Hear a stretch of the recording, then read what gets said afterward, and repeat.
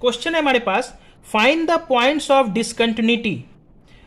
Function है F X बराबर mod X by X जब X is not equal to zero, और दूसरा है जीरो जब हमारा एक्स जीरो दिया हुआ है। तो हमें पॉइंट ऑफ डिसकंटिन्यूटी निकालना है, मतलब ये फंक्शन कितने पॉइंट पर डिसकंटिन्यूअस होगा। तो सबसे पहले हम लोग ये समझेंगे कि ये जो फंक्शन दिया हुआ है ये एक पीस वाइज फंक्शन है, मतलब जब हमारा x जीरो नहीं है तो ऊपर वाला फंक्शन है मॉड एक्स बाई एक्स, और जब x जीरो है तो उसके लिए हमारा फंक्शन पहले से डिफाइंड है कि एफ एक्स का वैल्यू जीरो पर जीरो होगा। ठीक है, तो समझते हैं हम लोग सबसे पहले कि पॉइंट ऑफ डिसकंटिन्यूटी निकालना है। तो जब भी कोई पीस वाइज फंक्शन है तो उस टाइम हमें जो कंटिन्यूटी चेक करना होता है उस पॉइंट पर चेक करना होता है जहां फंक्शन अपना डेफिनेशन चेंज करता है। जैसे जीरो के लेफ्ट और राइट में देखें तो ऊपर वाला फंक्शन है, और जीरो पर देखें तो हमारा जीरो दिया हुआ है, तो मतलब जीरो पे फंक्शन अपना डेफिनेशन चेंज कर रहा है। तो जीरो वो पॉइंट होगा जहां पे हमें कंटिन्यूटी चेक करना होगा। और इसको थोड़ी डिटेल में हम लोग समझ सकते हैं कि ये जो फंक्शन है मॉड एक्स बाई एक्स, ये एक रेशनल फंक्शन है, मतलब पी बाई क्यू के फॉर्म में है। ऊपर वाला है मॉड एक्स, नीचे वाला है एक्स। तो हम लोग जानते हैं मॉड एक्स, अगर हम लोग यहाँ पे ग्राफ देखें छोटा सा, कि ये एक अगर मॉड एक्स है तो मॉड एक्स हमारा एक कंटिन्यूअस फंक्शन होता है। मॉड एक्स कैसा फंक्शन होता है? कंटिन्यूअस फंक्शन होता है। सिमिलरली नीचे वाला जो एक्स दिया हुआ है वो भी हमारा एक कंटिन्यूअस फंक्शन होता है। अगर हम लोग ग्राफ देखें तो ये y बराबर मॉड एक्स का ग्राफ है,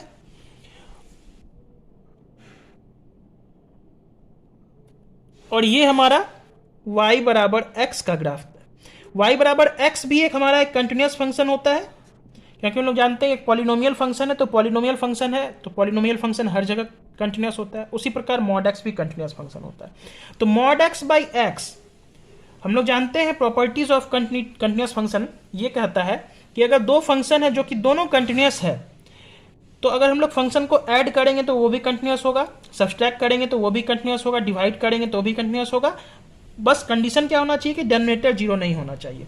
तो यानी कि अगर हम लोग इस फंक्शन को देखें मॉड एक्स बाई एक्स, तो ये कंटिन्यूअस फंक्शन है एक्सेप्ट जीरो पर, क्योंकि जीरो पे जो ये नीचे वाला फंक्शन है वो डिफाइंड नहीं हो रहा है।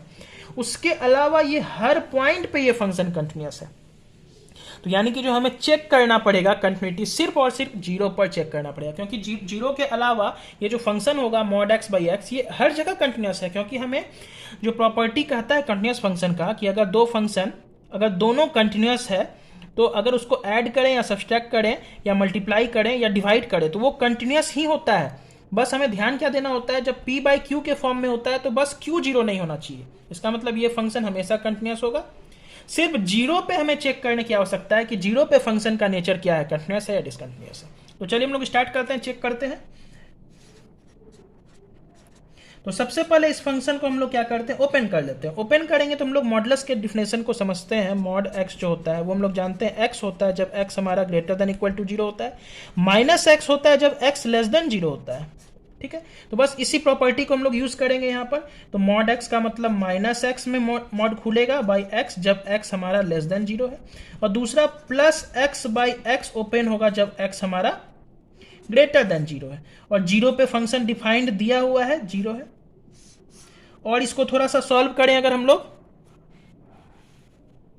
इसको थोड़ा सा और सॉल्व करें तो ऊपर आएगा माइनस वन जब एक्स लेस देन जीरो है, वन आएगा जब एक्स हमारा ग्रेटर देन जीरो है, और जीरो पर फंक्शन हमारा जीरो दिया हुआ है।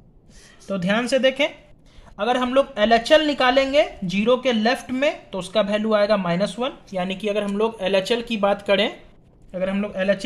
करें, एट एक्स बराबर जीरो तो उसका वैल्यू क्या आएगा, उसका वैल्यू हमारा माइनस वन आएगा।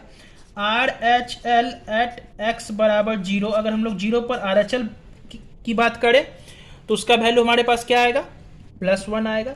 और एग्जैक्ट जीरो पर हमारा वैल्यू क्या आ रहा है, जीरो आ रहा है। तो यहीं से हमें पता चल रहा है कि लेफ्ट हैंड लिमिट और राइट हैंड लिमिट हमारा बराबर नहीं है। इसका मतलब क्या है, ये फंक्शन हमारा डिसकंटिन्यूअस है। तो यहाँ पे हमें पॉइंट ऑफ डिसकंटिन्यूटी पूछा गया था, यहाँ पर हमें पॉइंट ऑफ डिसकंटिन्यूटी पूछा गया था। तो पॉइंट ऑफ डिसकंटिन्यूटी क्या हो जाएगा, जीरो, क्योंकि जीरो के अलावा हर पॉइंट पे ये फंक्शन हमारा कंटिन्यूअस होगा। जीरो के अलावा हर पॉइंट पे ये फंक्शन हमारा कंटिन्यूअस होगा। तो अगर इस फंक्शन का हम लोग ग्राफ देखना चाहें तो ये एक सिग्नम फंक्शन है। हम लोग जानते हैं मॉड एक्स बाई एक्स एक सिग्नम फंक्शन होता है। तो सिग्नम फंक्शन का अगर हम लोग ग्राफ देखें तो सिग्नम फंक्शन हर जगह कंटिन्यूअस होता है एक्सेप्ट जीरो पर। तो मॉड एक्स का अगर हम लोग ये सिग्नम फंक्शन का ग्राफ देखें तो ये 0 पर, 0 के राइट में +1 वैल्यू देता है, 0 के लेफ्ट में -1 वैल्यू देता है, मतलब y का वैल्यू -1, यहाँ y का वैल्यू +1, और एग्जैक्ट 0 पर हमारा ये 0 देता है। तो ये कैसा फंक्शन है हमारा? सिग्नम फंक्शन है। तो सिग्नम फंक्शन हमारा डिसकंटिन्यूअस होता है ओनली एट x = 0। तो ये हमारा ये क्वेश्चन था। Thank you.